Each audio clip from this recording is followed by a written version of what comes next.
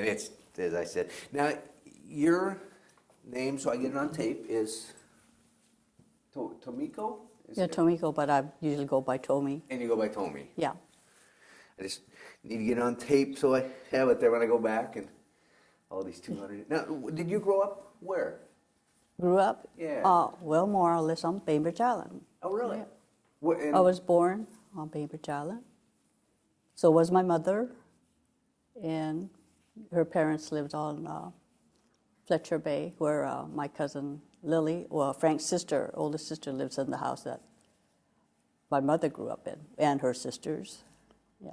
Oh, really? Mm-hmm. So the house is still there? And the house is still there. Well, my cousin Lily remodeled it, so it's a little more modern than different from when I remember it. So what did your family do? Were they farmers? Or? They were strawberry farmers. I think one of the larger ones at that time on Bainbridge Island. Yeah. It's amazing when you see the photographs of some of the farms and then figure out where they were and see what Bainbridge looks like today. Mm-hmm. You know, you can't believe that these beautiful, huge strawberry farms were here. Yeah, there was, I think, a lot more cleared. The land was more cleared and there were trees as tall, because I sort of remember seeing Seattle from the top of our hill. Yeah. Wow. Not a chance of that today. No. What was it like as a little girl here on Bainbridge? What was it like? Well, we didn't really get around too much because we only had one car, which my father took out to the field, and we sort of stayed home. So we just played with my sisters and my brother and my cousin. Well, there was my aunt and uncle, and their family lived with us too. So there were two families in our house. So we just sort of played outside. You had built-in entertainment because you had all the kids to play. Did you go to, would have been Bainbridge Elementary, or where were the schools at that time? Well, we went to Pleasant Beach Elementary School, which is over on Pleasant Beach, of course. And we took the bus. And sometimes it was a very long, during the school, whatever grade, sometimes I think it took an hour to go pick up people. I remember we've gone to Seabold and way over to Eagledale, picking people up or dropping them off. I know. Now, it was, at that time, Bainbridge, population-wise, was fairly small. I mean, it wasn't a big, like today, a big city. And was it a majority of Japanese citizens, Japanese Americans? I don't believe so. No, we were always a minority. And did you, because it's been interesting as I've talked to different people, their perspective of it, did you view yourself as a minority at that time, or was it just everybody was everybody? And I didn't think so, maybe because I was too young. That just... Did you, as a little girl, since your father had the strawberry farm, were you expected to work in the farms in summers? Or? No, not really until I was a little older. Then we did help out, just to pick, but we not really hoe weed or we did sometimes, but not a whole lot. That's pretty good. Because my parents had, he and my father and his brothers did strawberry farming, and they did, and they hired young Filipino boys. I guess they were really boys because they came over for the economic reasons of getting away, because their country was very poor also, to earn money like everybody else. Most of the Issei's came to earn enough money to be rich, buy property back in Japan, but most of them, I guess, never made enough money to go back home. Now, was your father born here or in Japan? He was born in Japan. Oh, in Japan. But he was left over in Japan while his parents went over to Hawaii for a sugar plantation. And then they came over to the U.S. And then they had the rest of the children over in the U.S. Was Bainbridge their first place? No, I don't know. I can't remember. I don't know where they. No, because my uncle was born in Bellevue, I think. So they were around there somewhere. They were in the Seattle area, though. What was your dad like? My father, quiet, kind of, I guess, even-tempered, and I guess like people say he was very funny. I mean, a jokester, like, yeah. Huh. So he was a fun Yeah. father. Yeah. Wasn't a. No, that wasn't a real strict disciplinarian. Do you remember where you were when you heard about Pearl Harbor? Yeah, we were in our living room. I remember listening to the radio when the news came on. I mean, I didn't know what it was about it, or understand what was being said. But I know my uncles and my father never swore, or within our hearing, and I remember my uncle they say, "God damn son of a bitch." That must have been, as a little girl, shocking to. Mm-hmm. I mean, you didn't know what was going on, but there's, how sometimes you just. There was a tension. Yeah. Wow. And you were how old? I was, what would it be, about 7, yeah, 7. So you're still just a little, Yeah. little girl, old enough to kind of understand the world, but still. Yeah.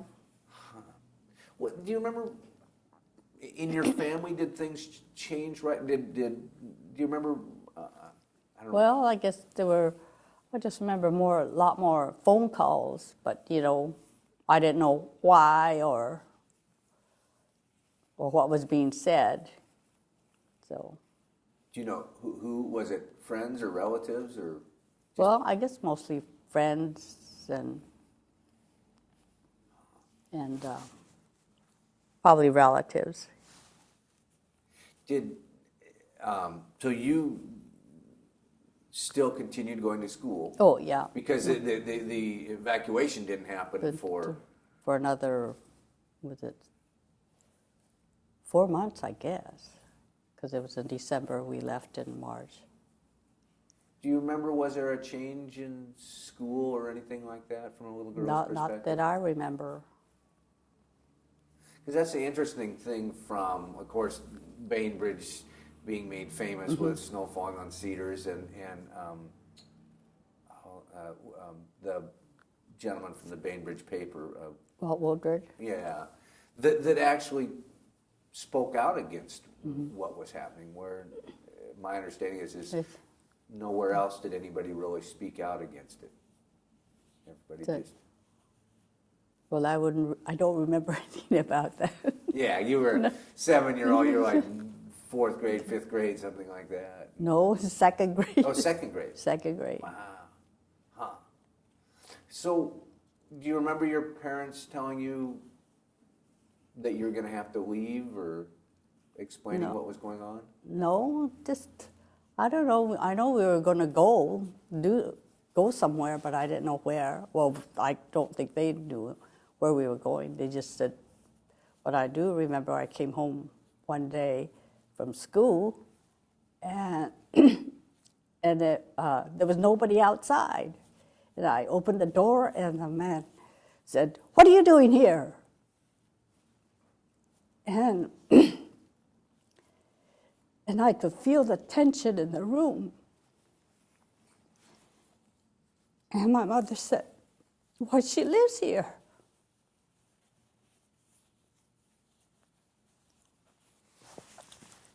And they were going all through the house, looking for things. I don't know what they were looking for. I guess contraband or whatever. And that's all I remember. That just must have been worse than a nightmare. I mean, as a little girl to... Were they soldiers, do you remember? Were they in uniform, or they were just, I think they were FBI guys. Boy, it's amazing how that paranoia took over, and they just, went after anything that they possibly could with no reason or logic or... Would you remember, were they aggressive in going, in the movies they always show the FBI guys coming in and throwing everything around? No, I don't think so. I don't think they made a disarray of things. They just sort of looked through things, I think. Do you remember what your mom and dad's, I mean, when you close your eyes, do you see their faces, and can you sense what Well, my father was out in the field at Manzanita, which is another couple miles from our house, and just my mother and her sister, my aunt, and the kids they were all huddled in the dining room, sitting in the chairs.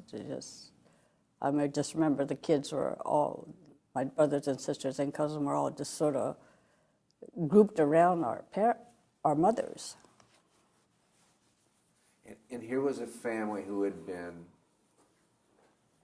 here for many years, American citizens, and then all of a sudden the country turned against them, didn't recognize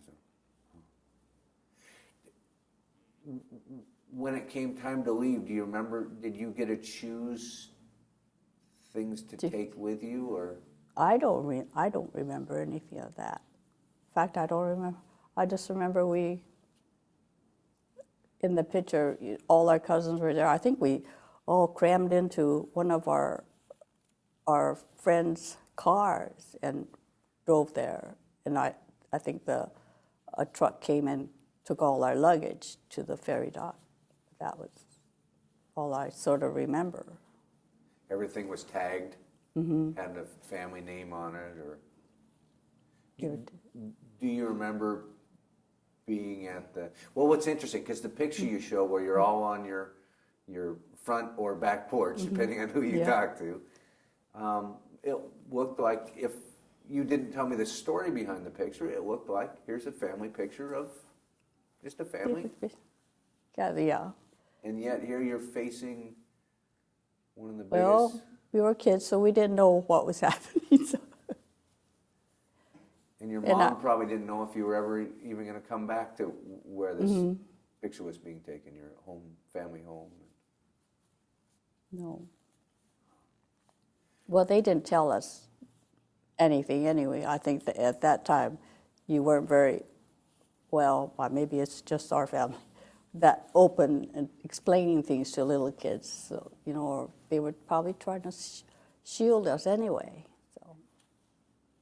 I would guess that was probably a lot of it. I mean, how do you explain that to a 7-year-old?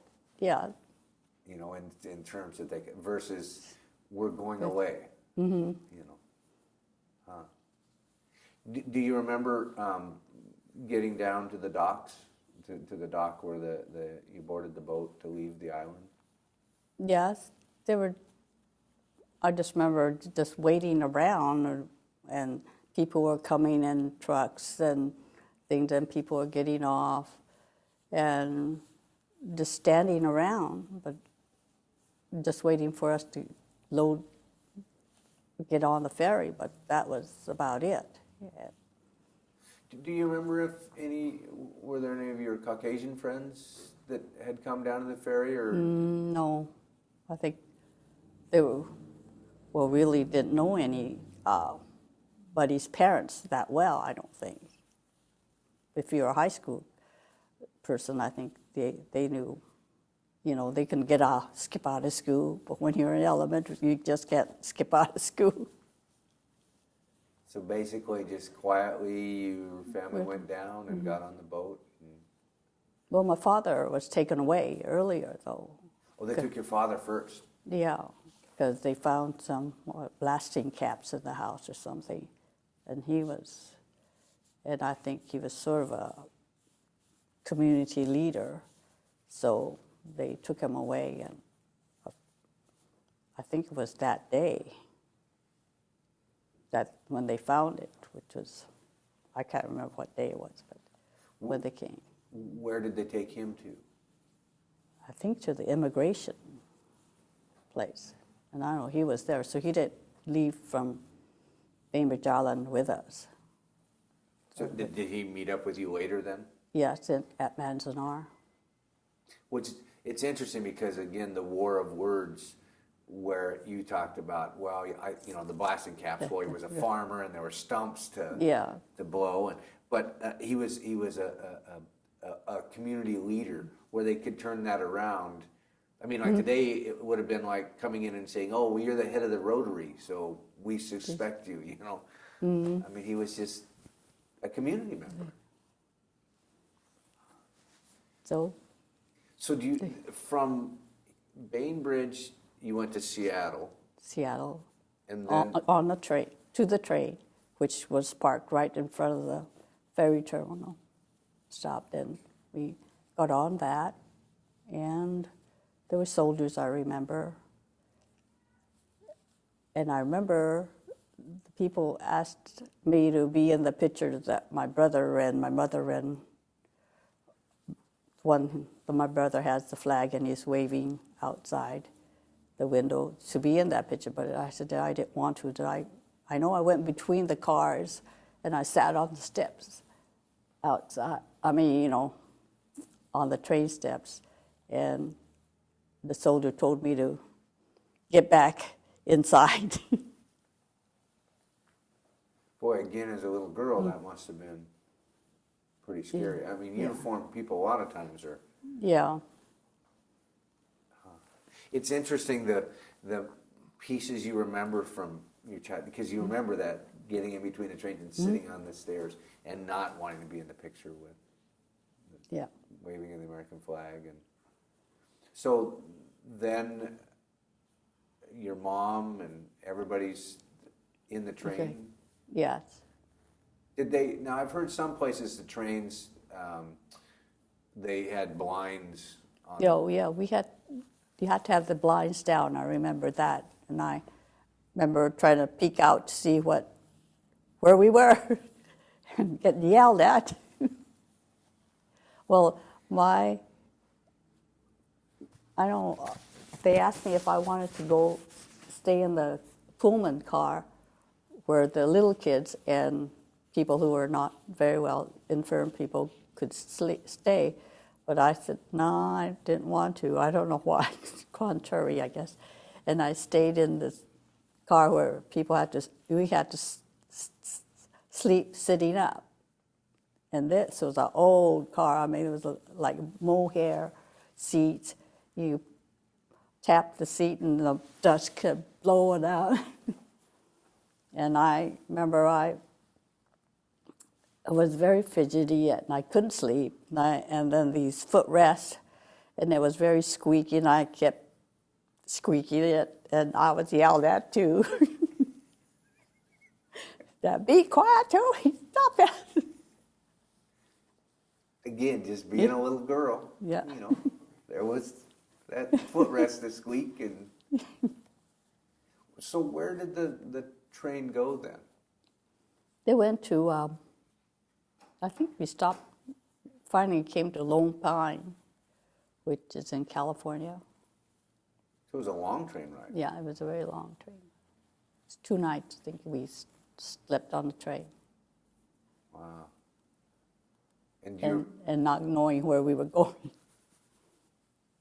I was going to say, that must have been, I mean, for a child, there would probably be some excitement of being on a train, but then the sense... because it was the very first time being on a train. And, well, there were porters on the train. I think it was just so that, to make up the beds for for the Pullman cars. But I only saw him a couple times. So I went back and forth to see my mom and the kids. And wow. And how many kids in your family? How many children? there were 5 of us. 5. So your mom had to herd all 5 on this train. Yeah. But it had to be tough on your mom. Well, yeah, but she had the support of her sisters and then a bachelor uncle that lived with us too. So there was a lot of people living in our house. Which came in good at this Yeah. time, the help of the family. So, do you remember getting off the train in California? Not really. I just remember getting on the bus, and it was a very hot, long, seemed like long to me. It probably must have been a couple hours on the bus. Had you ever been away from Bainbridge before Not just to Seattle, as I remember. Wow, so now not only all this change of lifestyle, but a whole change of environment and Yeah.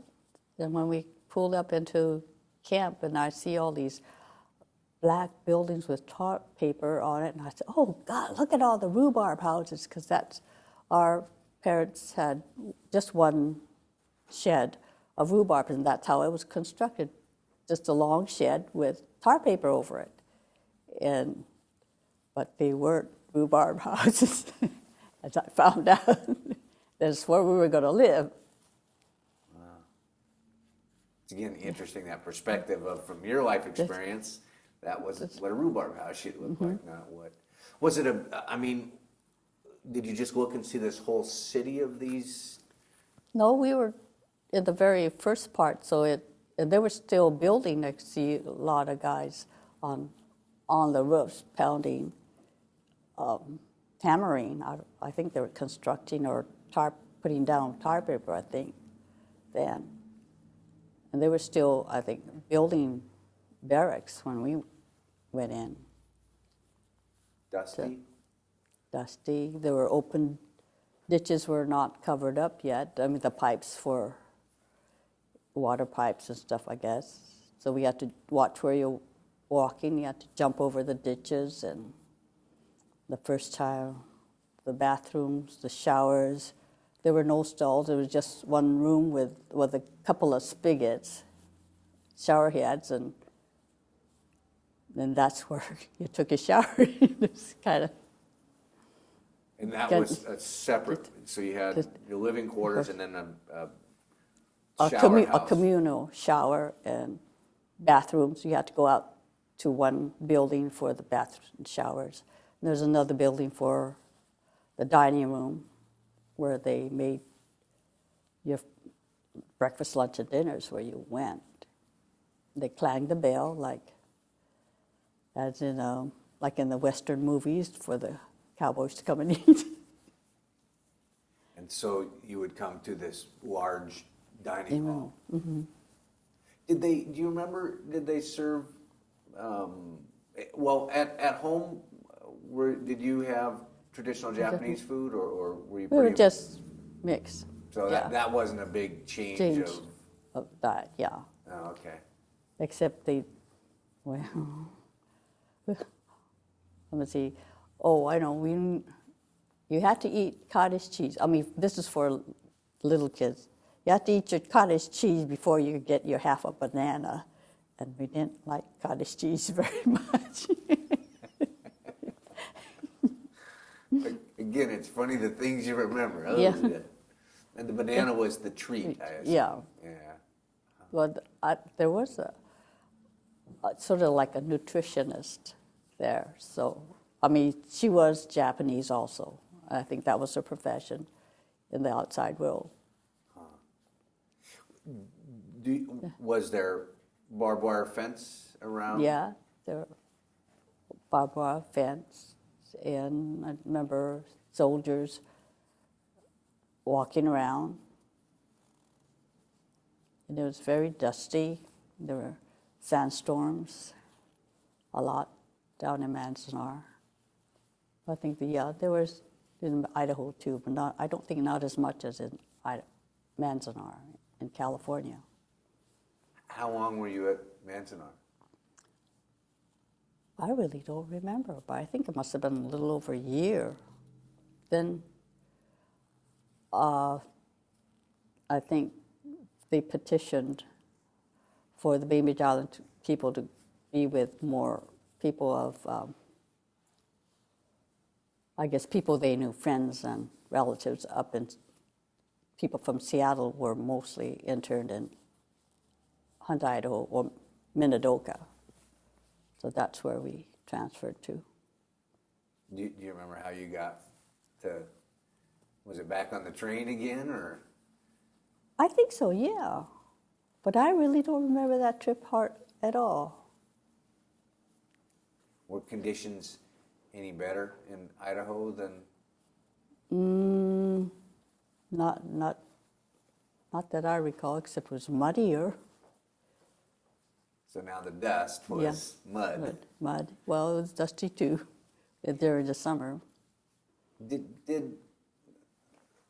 you remember what you did in camp? I mean, did life start to kind of go on in an abstract normal? I mean, was there school or? Oh, yeah. Well, when we were in Manzanar, they didn't have school for a few months because they weren't really set up. Well, there were no buildings, I think, for us to go into. So we didn't have school for a while there. Then we went back to school. And I don't remember how. Well, there were all these Japanese people. We haven't, been around that many at one time. All you see is Japanese people. Since we came from a more mixed community. So that's what I sort of remember.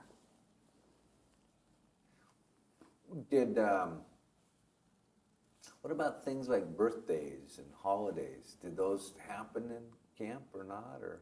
Oh, yeah. I just remember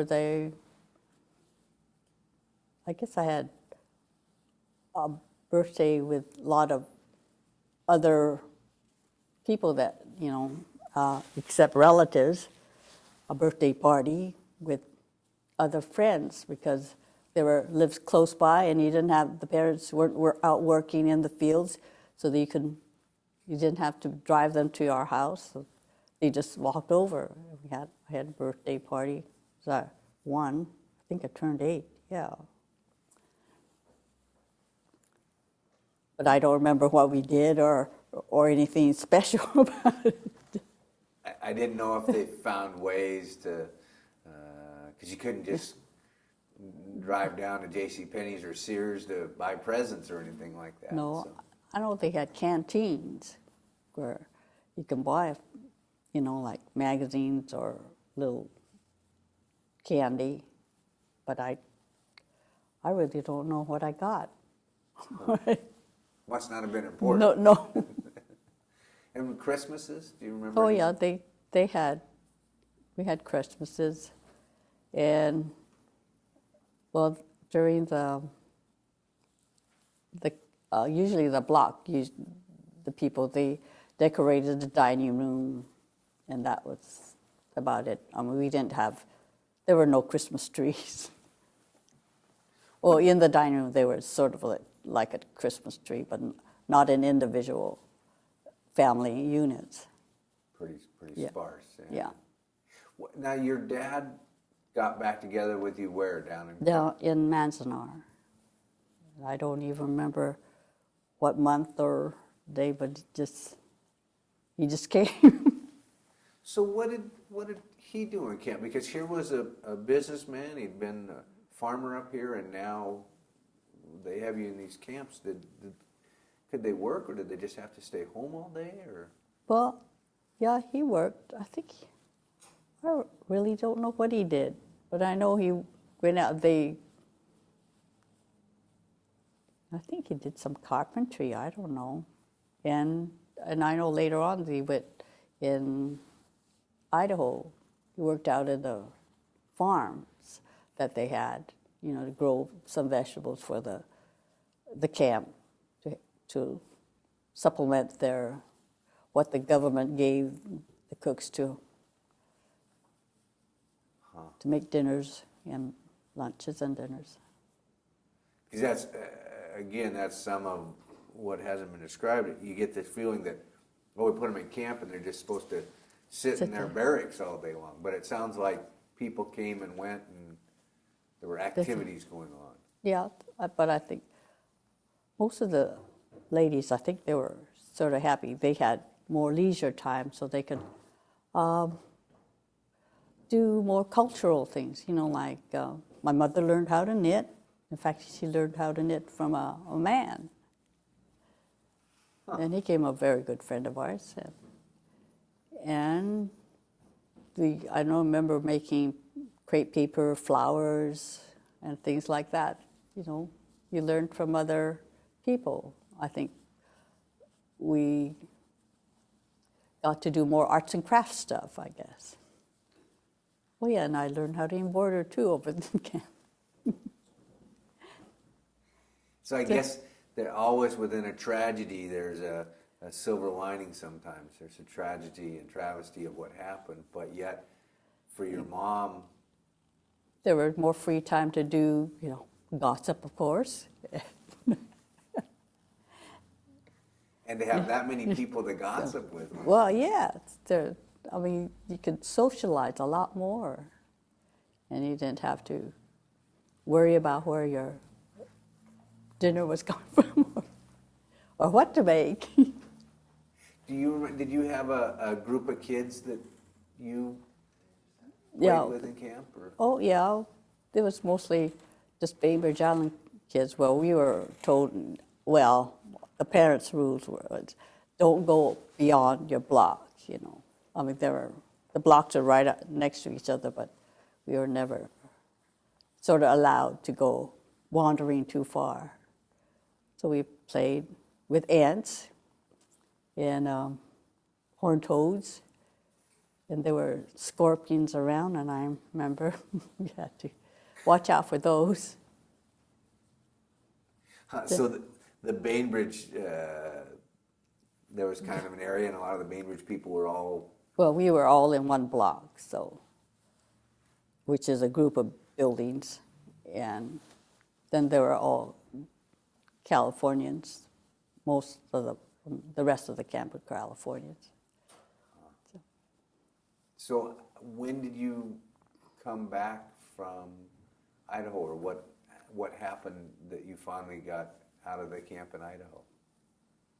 I don't know. I think they were allowed people to go back.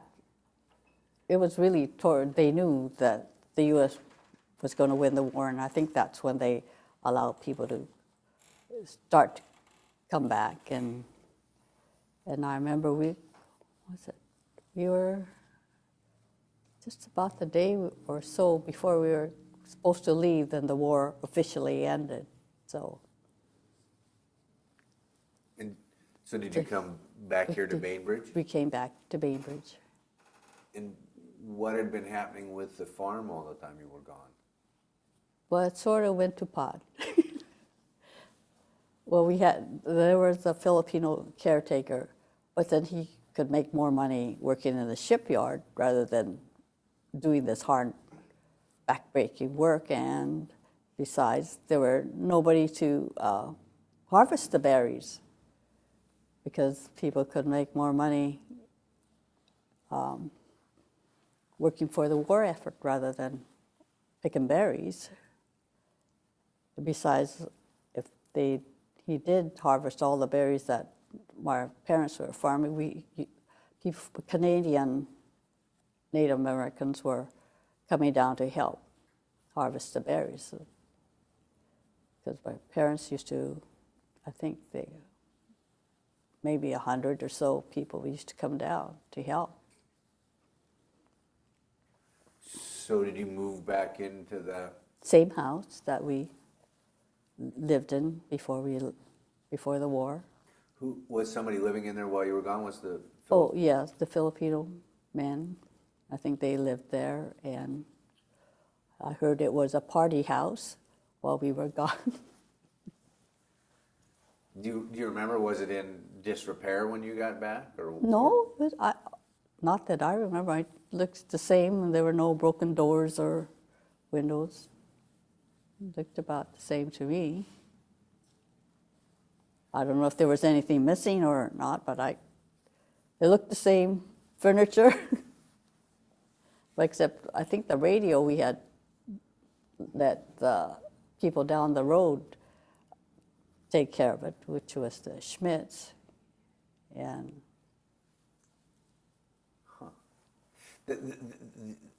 So did your father go back to Strawberry Farm and rebuild the?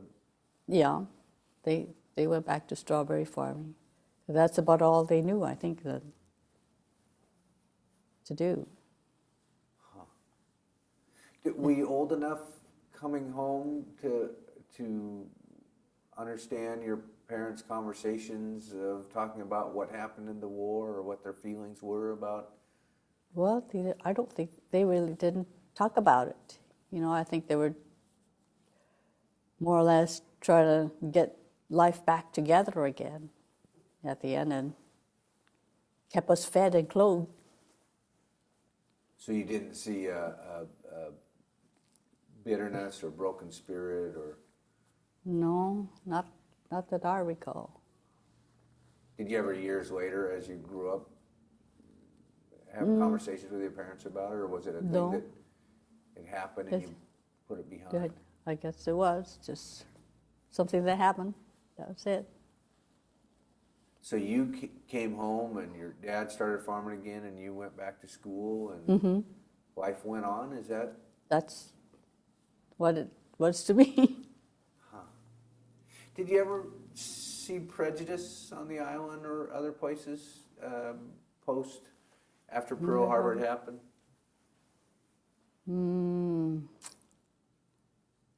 Not really. I think one time we were at, I can't remember where it was, someplace in Seattle, and somebody threw a firecracker at us, and that was about it. That's where it's interesting hearing again about Bainbridge and the community. Sounded, I mean, they didn't prevent what happened, but it sounded like the community as a whole was more of a community. Yes, they did. The people that your father worked with and worked with your father and everything like that. Huh. When you look back, do you think that this could ever happen again? It might. It might.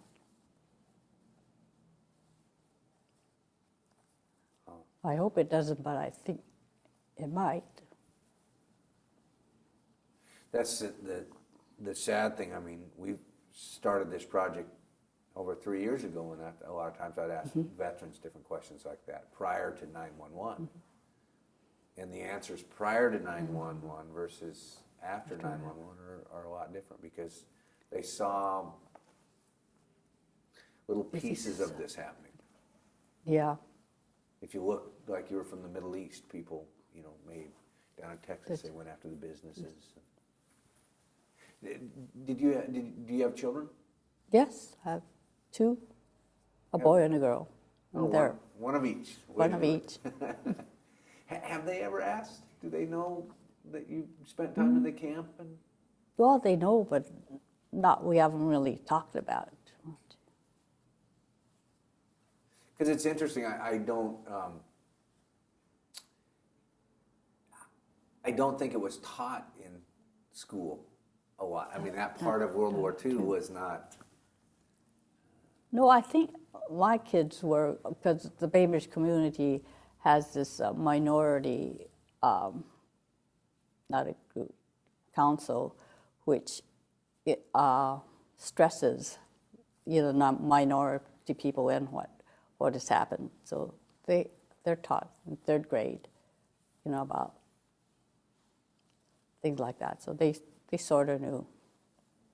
No, rather. But never really, they didn't have a curiosity about it, and what was it like, Mom? What? Huh. It's always interesting, and I guess a lot of it maybe has to do with the fact that in your life it happened, and then you went on. Yeah. Well, I think I was just too young to really think about it too much. I mean, that's what it is what it is, you know. It's kind of like dealing with people from the Depression. They say, well, was it tough growing up in the Depression? And they say, I don't know, because that's all we knew. Yeah, that's for you that's as a true. 7-year-old girl, that was... That's how life is. Yeah. Mom said, get on the boat and get on the train, and You just do it. Wow. Do you think that there's a message that should be left for generations to come to know about or from this?